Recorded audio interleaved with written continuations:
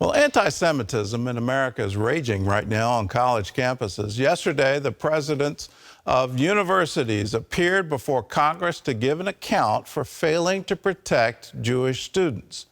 Washington correspondent Hillary Powell reports.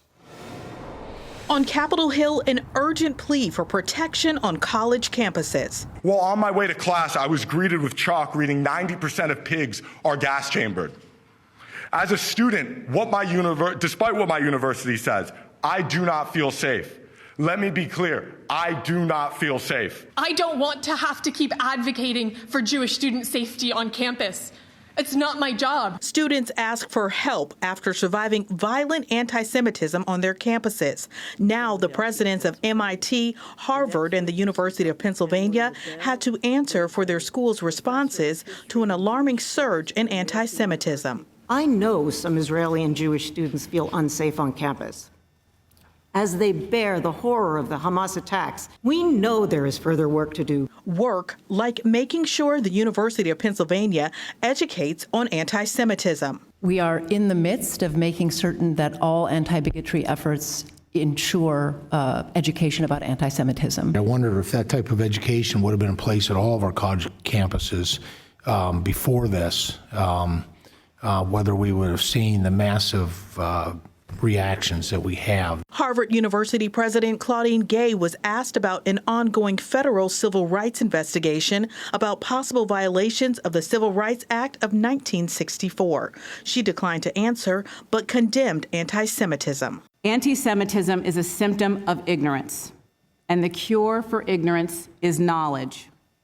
Harvard must model what it means to preserve free expression while combating prejudice. The president says the campus is taking action with a task force to assist students targeted by doxing attempts. The university presidents say they'll also combat xenophobia and all forms of hate. One anti-Semitism expert says she's weary of the national complacency and says it's the third time she's testified about the danger. Free speech does not permit harassment, discrimination, bias, threats, or violence in any form. 10 schools are currently under investigation by the Department of Education for possible discrimination based on shared ancestry or ethnic characteristics. Schools that violate Title VI can ultimately lose federal funding. The Department of Education isn't allowed to discuss current investigations, but will keep monitoring the results. In Washington, Hillary Powell, CBN News. Every school in America should adopt an anti-Semitism policy and just make it very clear that it will not be tolerated on their campuses, that all students, regardless of their background, have the freedom to express their religion, have the freedom to assemble and celebrate their community.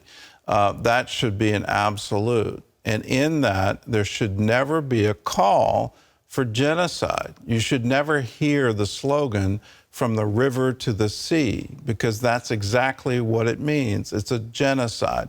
It's a call to wipe out every single Jew, wipe out Israel off the map of the Middle East.